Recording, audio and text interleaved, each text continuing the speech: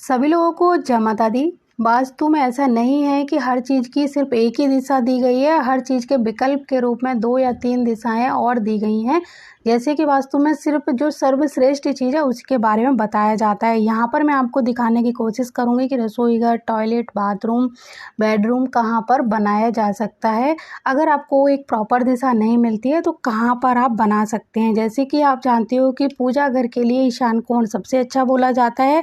तो अगर कई बार लोगों का प्रश्न रहता है कि हमें ईशान कोण नहीं मिलता है तो आप नॉर्थ या ईस्ट की तरफ भी अपने घर का पूजा घर बना सकते हैं। यानी यहाँ पर आपको 3 दिशाएं मिल जाती हैं, वहाँ पर अपने घर का पूजा रूम बनाइए, कोई दिक्कत नहीं है। उत्तर पूर्व दिशा और नॉर्थ ईस्ट यानी बिल्कुल ईशान कोण में, यानी 3 पूरी लाइन आपको मिल रही है इतनी लंबी।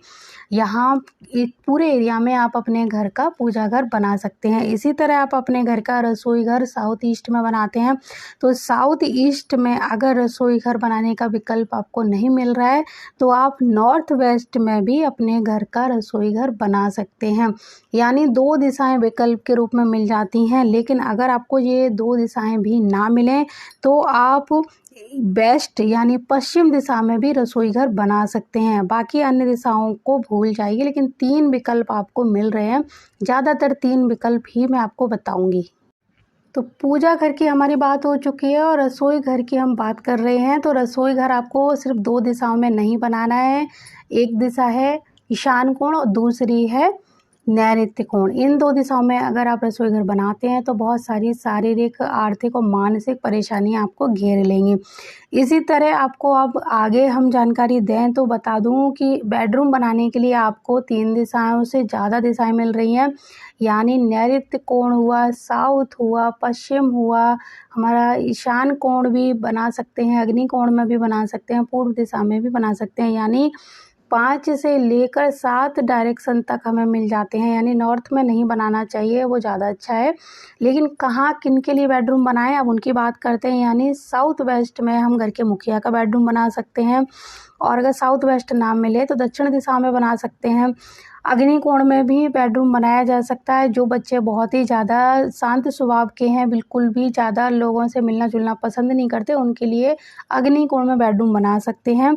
पढ़ाई लिखाई के लिए जो लोग हैं वो पूर्व दिशा में बेडरूम बनाएं, ईशान कोण में बेडरूम बनाएं। लेकिन शादीशुदा कपल्स के लिए ये बेडरूम अच्छे नहीं माने जाते। बड़े बुजुर्गों के लिए ईशान कोण बहुत अच्छा है, बच्चों के लिए अच्छा है, और पश्चिम दिशा बच्चों के लिए बहुत अच्छी है। जो कुछ जीवन में करना चाहते हैं उनके लिए पश्चिम दिशा में बेडरूम बनाना बहुत ही अच्छा रहेगा।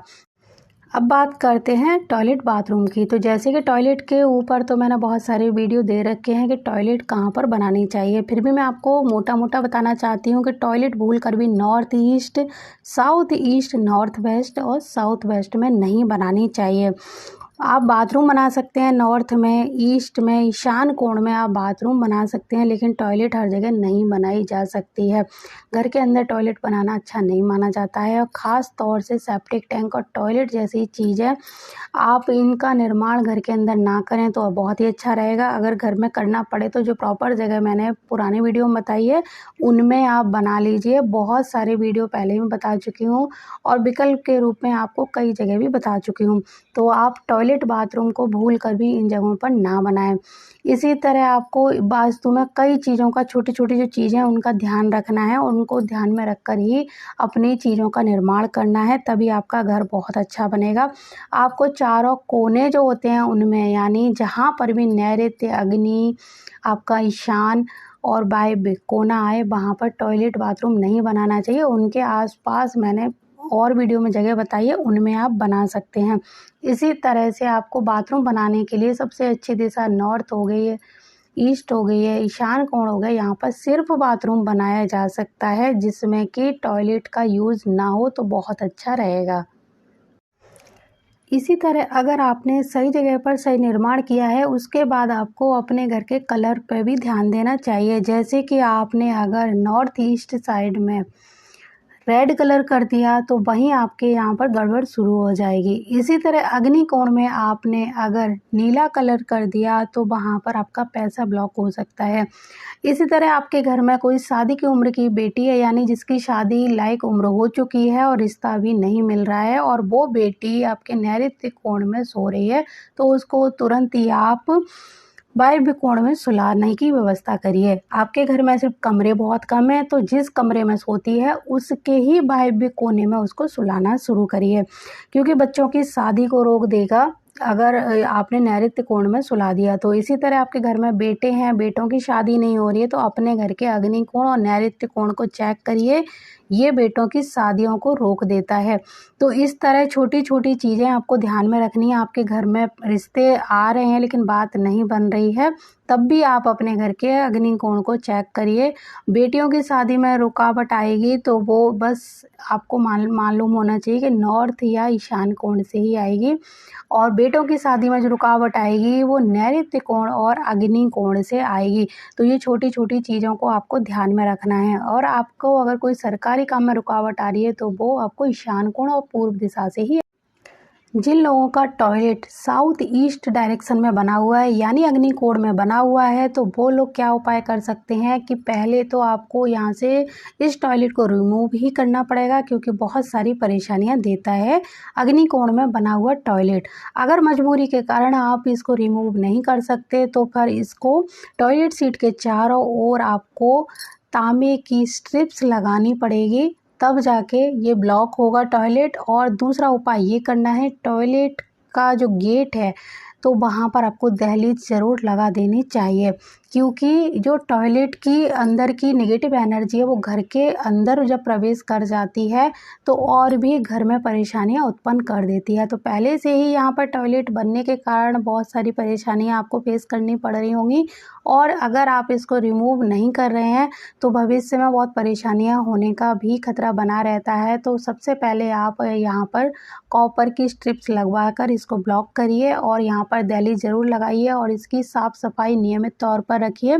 इसका दरवाज़ा हमेशा बंद रखिए, और यहाँ पर कभी भी कपड़े टॉवेल आदि लगे हुए टंगे हुए मत छोड़िए। इनको बिल्कुल भी, मतलब टॉयलेट को जब बाथरूम के साथ अटैच हो तो इस तरह की चीज़ें और मेकअप वगैरह का सामान भी इसके अंदर नहीं रखना चाहिए।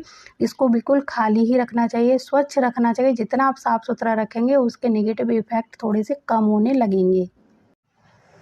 आजकल ओपन रसोई घर बनाने का चलन बहुत ही तेज़ी से बढ़ता जा रहा है, जो किसी भी व्यक्ति के लिए अच्छा नहीं माना जाता है, क्योंकि अगर हमारी रसोई घर पर किसी की नज़र पड़ती है बाहरी व्यक्ति की, तो आप यकीन मानिए वो हमारी घर की उन्नति के लिए अच्छी नहीं है, आर्थिक हालत बिगाड़ देती है। जब भी हमारे घर के गैस के चूल्हे पर या हमारे घर के बर्तनों पर, हमारे घर पर पके हुए भोजन पर एकदम से किसी की नज़र पड़ती है तो फिर ये एक तरह से दोष माना जाता है। तो इसके लिए आप अपने रसोई घर को बीच में या तो पार्टीशन लगवा कर बंद करिए, या फिर पर्दा लगाइए, या फिर ओपन मत बनवाइए, क्योंकि रसोई घर बिल्कुल एक तरह से पूजा की तरह पवित्र जगह होती है। इसको बंद ही होना चाहिए, और किसी भी आते जाते व्यक्ति की इस पर नज़र नहीं पड़नी चाहिए। तो अपने रसोई घर को अगर आपको ठीक करना है, वास्तु दोषों से बचाना है, और अपने घर के हालातों को भी बिल्कुल हमें बचा के रखना है, घर की उन्नति चाहते हैं, तो आप बीच में पर्दा लगा कर रखिए। गैस के चूल्हे को ढक कर रखिए अगर अचानक से कोई आ जाता है तो।